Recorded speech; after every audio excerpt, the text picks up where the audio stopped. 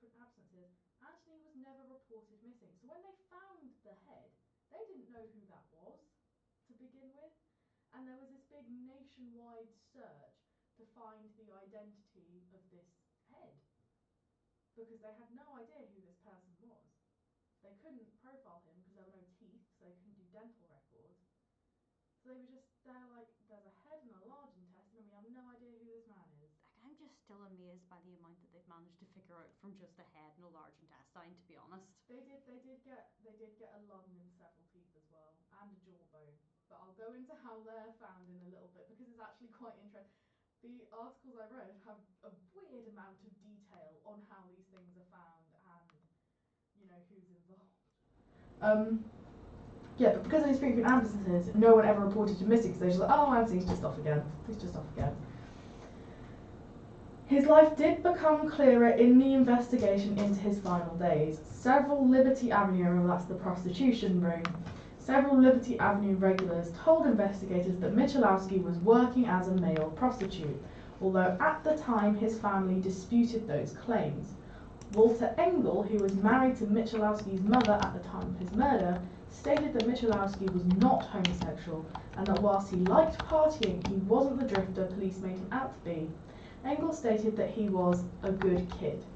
So that then becomes, there's like two sides to this coin. But you can still be a sex worker and not necessarily, like, I mean, you don't have to necessarily be gay or straight to necessarily have slept with a person. No, I do think that a lot of it is just the family themselves being like, oh, we don't want this like bad mark on our reputation, we don't want this. But I do also think that there is now like two sides to this coin. There's the side of Anthony Michalowski that the police seem to have as the narrative, where he's a drifter, he's a partier, he could have ended up with everybody or anybody. And then there's the narrative that the family have, which is he's a good kid, you know, there's a lot more about Engel that I haven't put into the document, but Engel was talking about how he was really disappointed that Anthony had dropped out of high school, and at one point he gave him a loan to try and get him on the right track, and you know, he was trying really hard to get a stable job and get a stable income, but it just wasn't happening.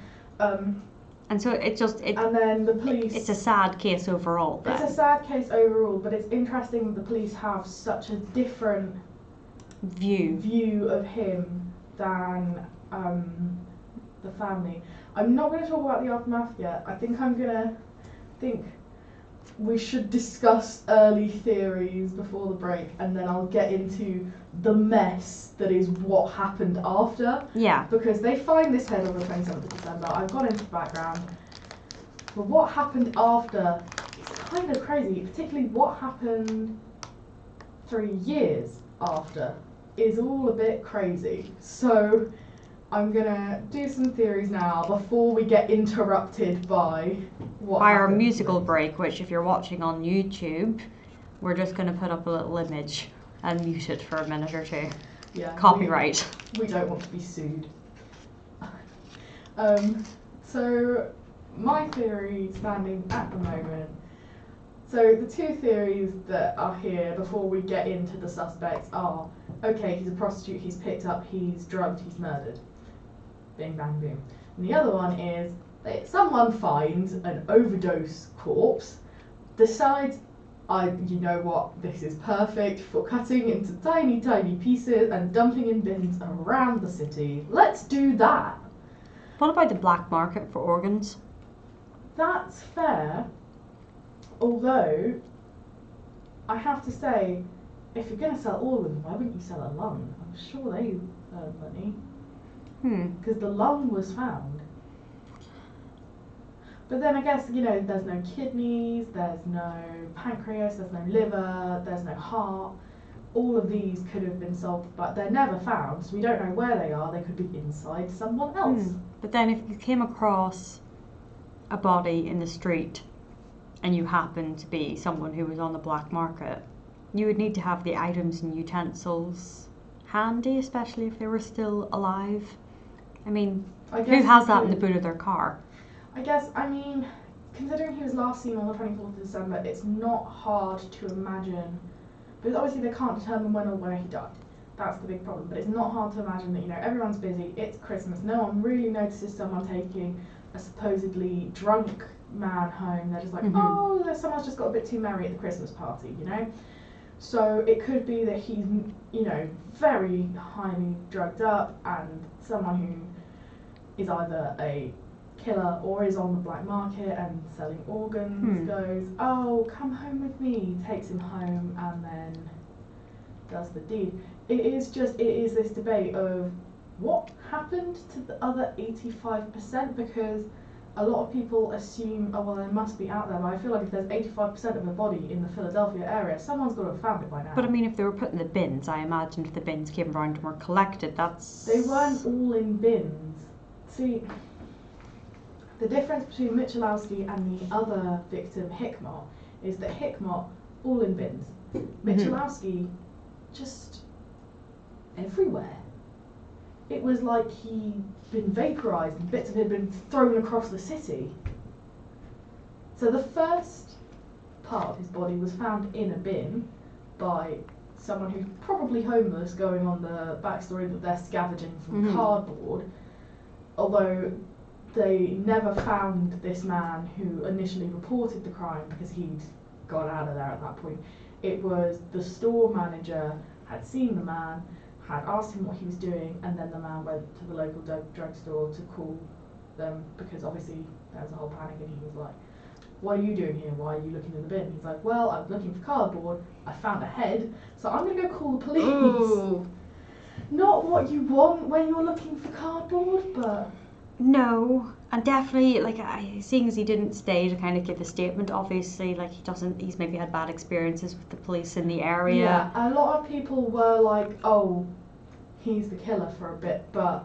He found the head, he reported it, that seems a bit... you wouldn't dump the head and then report the head, and I feel like because he was witnessed looking for cardboard... Yeah. They would have seen him dump a bag with a head in it. I mean, some killers do get themselves involved with the investigation, but this seems like a strange way to do it and then disappear. Does. And I think, yeah, it is a bit strange. I think the whole thing's a bit strange, but it isn't too hard to believe that, you know, it's the festive season, everyone's busy. He could have easily just been taken by someone under the illusion, oh, this is just my drunk friend, I'm taking him home, I'm going to make sure he's alright. And no one would have batted an eyelid. And it's also quite interesting to note that they tried to find footage of someone dumping the bag and couldn't find anything. They couldn't find anyone who'd seen anyone dumping the bag. So again, it's the Christmas season, so it's not, people are busy, it's not as hard to get away with it as it would be, you know, just on an average day. Like, and also like the bin Christmas, the bin rotors are different, aren't they? So yeah. Like, it's even harder to pick this out. There's a lot going on. There's a lot going on, but I think the choice of timing for this crime was, you know, it's a very smart choice. Clearly, the person who did this is incredibly clever and incredibly skilled in dissection, I guess. Yeah. And this is why it burns me so much that the guy that Murderpedia says did it is the guy that Murderpedia, because no, he's not smart enough. He's not smart enough to have pulled this off. Well, you'll be able to tell us all about that after the break. Sorry, I've kind of ranted about this for like the last 10 minutes. We'll be coming back with the aftermath, which is absolutely bonkers, in my personal opinion, because this case does get national media attention, I mean, obviously. We've got some nice 2000s tunes, kicking off with Bulletproof by LaRue, so we'll see you after the break. Enjoy the tunes, and bye-bye.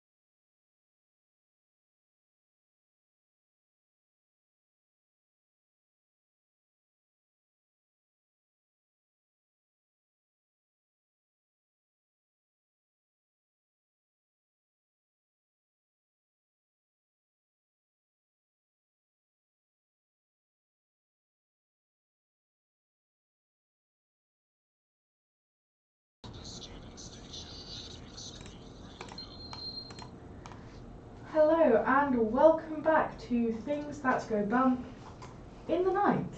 And we have most of the tech issues on the YouTube side fixed, I think. So if you're watching now and wondered why there wasn't audio initially, it's sorted. I hope. For once it's not me with all my buttons over here. It's a different computer issue. Being the problem.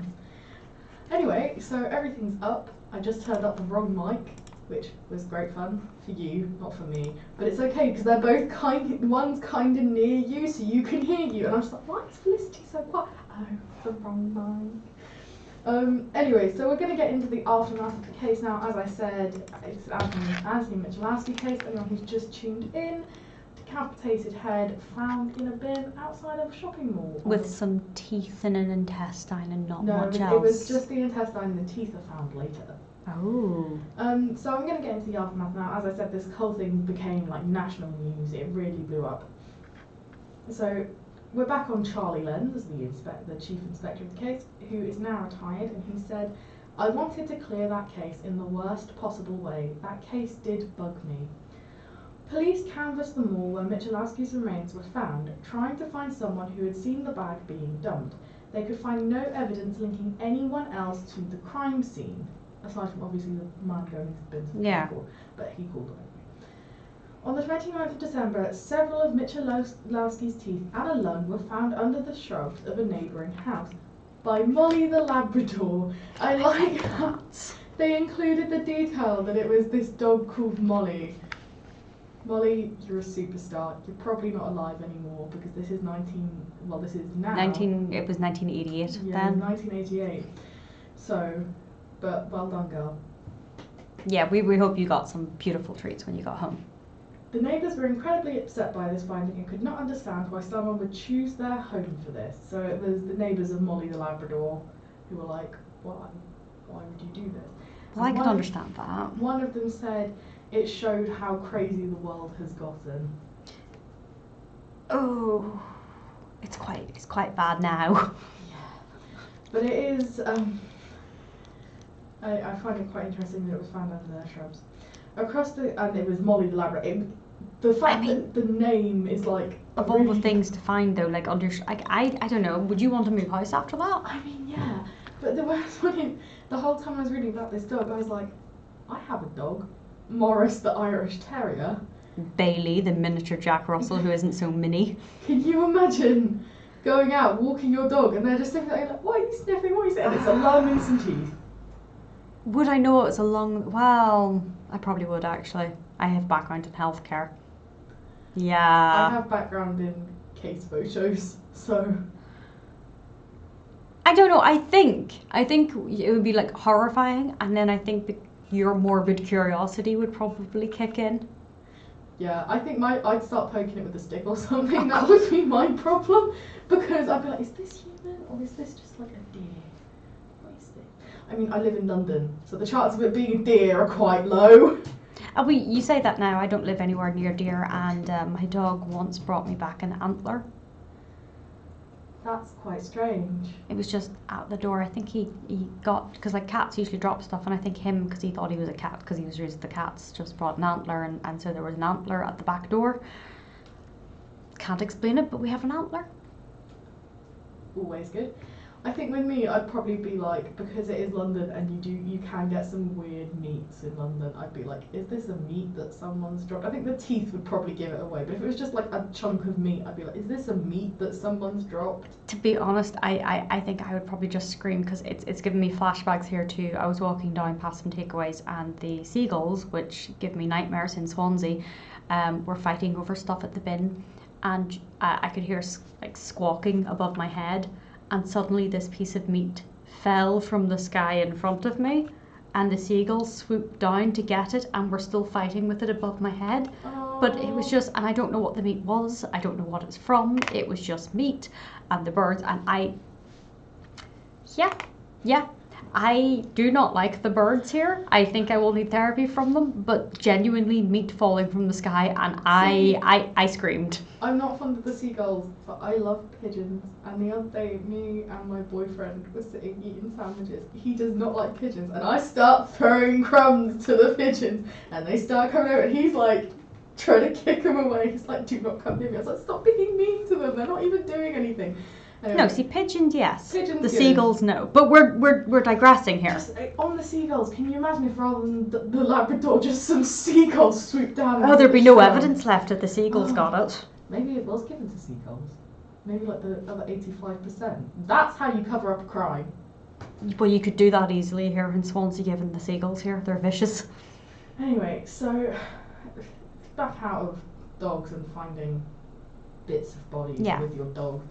I also think that Morris, bless him, he's very sensitive. I think he'd be traumatised. Morris would be traumatised if he found a piece of human. Across the country, calls started coming into police from other people claiming to have found body parts as well. Some discoveries turned out to be animal parts, as deer season was in full swing. A very small number turned out to be hoaxes, and I'm wondering what weirdos would want to do that, frankly. There's no reward for calling this in. But yeah, I think there's like a good... Some people just like to be involved with things, though. But it was a good 90% of people who had like this mass panic, and they were just finding bits of deers and going, this is a human! Another part of Michalowski's body was eventually found on the 3rd of January 1989, which was a jawbone near the pedestrian entrance to Braddock Avenue. So, a bit more. What would be quite interesting is if we could see all of this visually on a map and see where all these places are, but I haven't got a map of Philadelphia on me to sit there and mark them out. But I don't think they're particularly close. So, like, I'm looking north side of Pittsburgh here.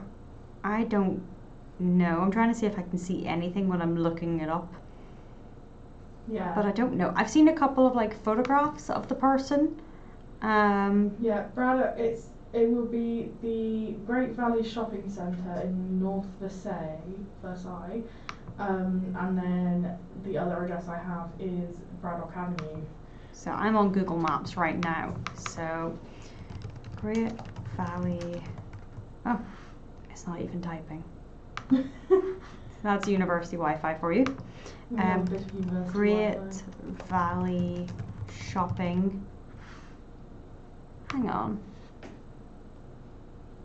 I think I found the shopping centre. It looks very nice. I'd shop there. For somewhere that had a gruesome... There's a McDonald's near it, a Wells Fargo. There appears to be somewhere to do your nails. I mean, obviously this isn't what it would have looked like at the time. No. And it looks like it's on a relatively main route. It's near a bank. I mean, it looks like a busy area. For someone to drop body parts, it looks busy. Yeah, I think that it's quite hard to believe that no one the police questioned had seen this, but no one that the police questioned had seen this. Probably there was someone who like walked past, but it's such a busy area, there's so many people who go through every single day, it's not like they can question the hundreds of people who go through every single day. They did have like a phone line for tips and things like that, and they did get a lot of information which did lead them to having some suspects, which I'll get into in a second. Have you found Braddock Avenue and its distance? Not yet, give me a second. I will say the next part, which is how they actually found out it was Michalowski. So bear in mind, the head was found on the 27th of December 1988, finally on the 4th of January 1989, which is... Okay, 8 days later, Michalowski's aunt called police after seeing a sketch of the victim's face on TV. Dental records confirmed that he was her nephew, because obviously they found some teeth at this point. So it was 8 days after his body was found, and... Sorry, I am just looking at this and I'm like, that can't be the same area. And 11 days since he was last seen, that he was finally identified. Braddock Avenue, when I put it in onto Google Maps, shows 4 hours away from the Great Valley Shopping Centre, but it must be the wrong one. No, I think they were scattered across the city. This isn't a city. This is 4 hours. Oh, right. This is like, it looks like it's more Pennsylvania than Philadelphia. I mean, America's big. I know people travel, but I'm going to see if there's a different Braddock Avenue, because when I looked it up, there was like a New York City one as well. It might be under a different name now. Braddock Avenue, Rankin. Here we go. Pennsylvania. Nope. You keep going. I will try and find this street. Okay. On the 6th of January 1989, WTA-TV hosted a 30-minute call show to solicit information from the public.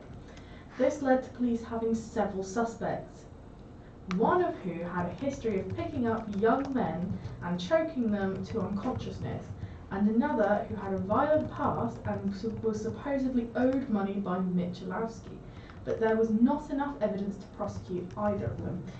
Those two I don't have the names of. They're just two people who were suspects, because everyone kind of becomes fixated with this one figure, and I'm going to kind of wait for Felicity before I get into... Yeah, I think we can do it in a while, because I have found someone saying, like, it's the same area, because I think because we're not local to the area, when people talk about different areas, they're talking kind of about a certain region, so I'm trying to see where the body parts were found, and I just sort of see north of the city, so I'm thinking it's relatively close to where that shopping centre would have been. So it's all sort of in close proximity? Yeah. Okay. It's because I see North Braddock and Whitaker. So I am going to try and find it. So the psychological profile created of the most likely murderer of Michalowski was a white male with a history of mental illness within 10 years of Michalowski's age.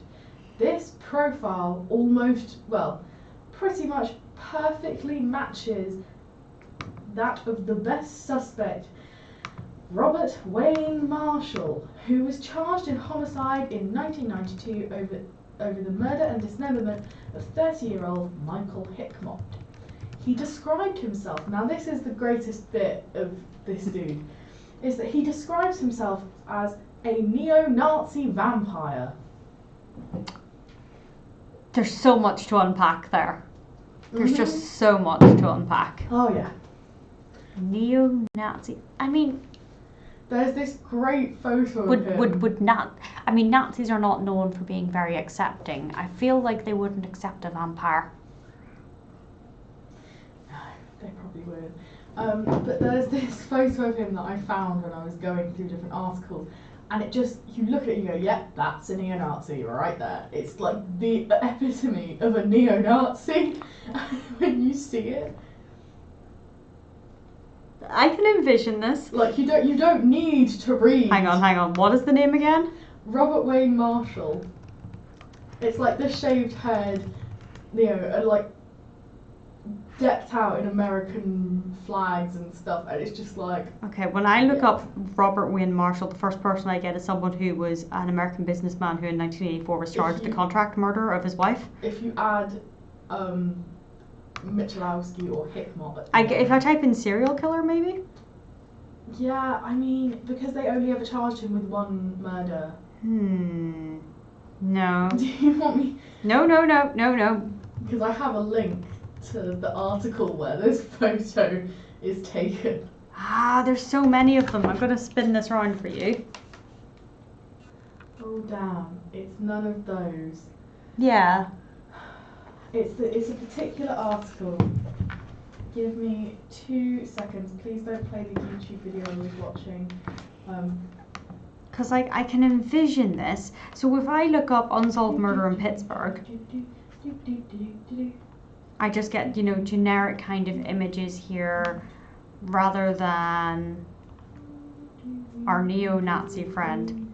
Oh, Did you get I'm him? sorry. No, I don't think it's him. But I think this person has got the feeling. No, that's him. That's him. That's the photo. Is that the photo? From the article, yeah. Well, that is a neo-Nazi. Yeah. I told you. That's you not subtle. And you immediately go, oh, that's a neo-Nazi, right? I thought that was just a generic stock photo. No, that's him. That's He is the stock photo. Okay. He is the stock photo of a neo-Nazi. Anyway. And he's a vampire. And he's a vampire. But he's out in daylight in that picture, so failing miserably on that one. I did watch a very interesting documentary about modern vampires, and they're these people who believe they need to supplement their diet with human blood, and they have like... I've seen that, but that's a different show, I think. Yeah. Anyway. Actually, which reminds me, on the vampire topic, for anybody who wants to know, and it's really stupid, in Diagnosis Murder in season 1, there's an episode with vampires, and it's not even people who think they're vampires, they're actually vampires. That's really stupid. No, I know. It's the random joys of television. Just weird episodes. Anyway, so Hickmot's thigh this is the victim, was found in a bin in Shadyside, and eventually other body parts were discovered in bins around the city. So unlike Michalowski, Hickmot is specifically confined to bins. Okay. Which isn't the ideal of where you want your body to be when you're dead. So why did he kill this person? Well,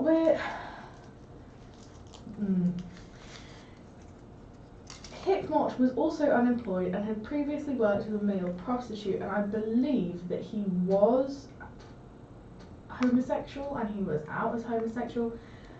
Neo-Nazi, homosexual. But then, apparently according to his Murderpedia, Marshall had homosexual tendencies. So, who really knows what's going on here? See, I don't want to say it's like ingrained, internalized homophobia and then he's lashing out. Because a lot of people who are very anti-gay tend, and I mean, I don't want to say this, like that all people who are anti-gay are secretly gay. But sometimes. Sometimes, yeah. Hickmot had several connections to Marshall, and they had been seen together the weekend before his remains had been discovered. Hickmot's shoulder was also found in a bin not far from Marshall's apartment. This is why I don't think Marshall killed Anthony, because this murder seems clumsy. Yeah. I think because it does get into that he is a mentally ill person. I think that he's a mentally ill person who has been influenced by this killing from 3 years ago and has decided to copy it by choosing a victim that is very similar to the victim of that killing and, you know, dismembering them in a similar way. But he's clumsy about it, and that's why he gets caught. After a warrant went out for his arrest on May 6, 1992, Marshall was found dead in an abandoned warehouse. He took an overdose of the pills he'd used to manage his manic depression and slashed his wrists. This is the bit. So if you listen to our other show, you know that I have manic depression, which is Disability Swansea. And when I read this, it did upset me quite a lot that the media was hyping on manic depression, and I was like, well, I have manic depression and I'm not going to go and kill and dismember someone, and it just makes it all sound like mentally ill people are dangerous and they're not. Yeah, so like statistically, a person with a mental illness is more likely to be the victim of violence than actually the perpetrator of violence, and yet the media has a habit of, once they see anybody, say if they have a history of depression or anything like this, clubbing it all in. But if you think about 25% of the population having possibility of having a mental illness, you know, if someone happens to be a terrible person, there's a 25% chance that they might have a mental illness, but there's a 75% chance that they don't. They're just a bad person. But I do think that adds to my theory that he was quite susceptible to being influenced and like sort of idolizing this murder in a way that he would want to commit something similar. Hickmot's body had been sawn into 10 pieces, so they did find eventually all of his body. Anthony Michalowski's body, it can be assumed, was in far more pieces. Yeah, I mean, an intestine is... Yeah. So again, this is, the more I read into it, a lot of people very often is right, that is the killer. The more I read into it, the more I think he just idolizes this case. He's clearly mentally ill. He clearly needs help. He hasn't got help, so he's sought help in the form of becoming a neo-Nazi and idolizing this case and all of this stuff. And it's come to a head when he's killed this man. He's realized he's got to the point of no return because either he goes to prison or he dies. Mm-hmm. So I don't feel sympathetic towards him because he's a neo-Nazi. He's a horrible man and he murdered an innocent person. But I can understand why he's not the same person who killed Anthony Michalowski. Yeah. So Hickmott and Michalowski, big important, knew each other. They were acquaintances. Well, that is interesting given the time difference. Exactly. So they were acquaintances, they did know each other, they hung out in the same places. So it is quite interesting that there's a link between the two of them that isn't just they were killed in a similar way. They were friends. Oh, I just imagine knowing that had happened to your friend and then if it was happening to you. Yeah. Oh.